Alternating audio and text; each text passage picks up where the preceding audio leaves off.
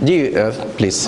وعلیکم السلام. میرا سوال یہ ہے کہ پریشانی ہمارے لیے زحمت ہوتی ہے یا رحمت ہوتی ہے؟ سر وسیم اکرم نائس ٹو سی یو بیٹا. بہت ٹیلنٹڈ ہیں آپ، اللہ آپ کو خوش رکھے. آپ کا سوال ہے کہ پریشانی رحمت ہوتی ہے یہ زحمت.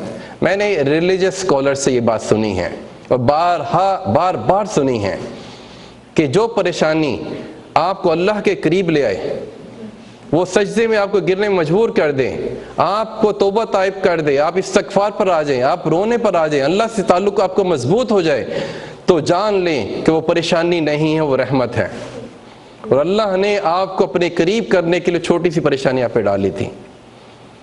اور اللہ نہ کرے کوئی پریشانی آئے اور آپ اللہ کے قریب نہ ہوئے اور اللہ سے مزید دور چلے گئے، ناشکری کی کیفیت میں چلے گئے، تو سمجھ لیں کہ آپ شیطان کے قابو میں آ گئے ہیں. وہ چھوٹی پریشانی ہے، وہ زحمت ہے، اسے بڑی پریشانی میرے اور آپ کا ویٹ کر رہی ہے.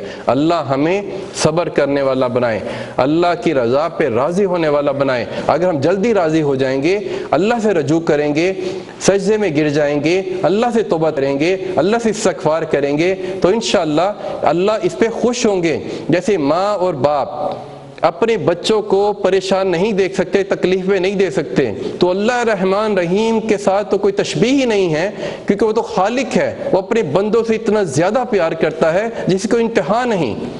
وہ ہمیں پریشان کر کے، اللہ ہمیں پریشان کر کے خوش نہیں ہو سکتا، کیونکہ اللہ نے خود فرمایا میری رحمت میرے غصے پہ، میرے غضب پہ غالب ہے.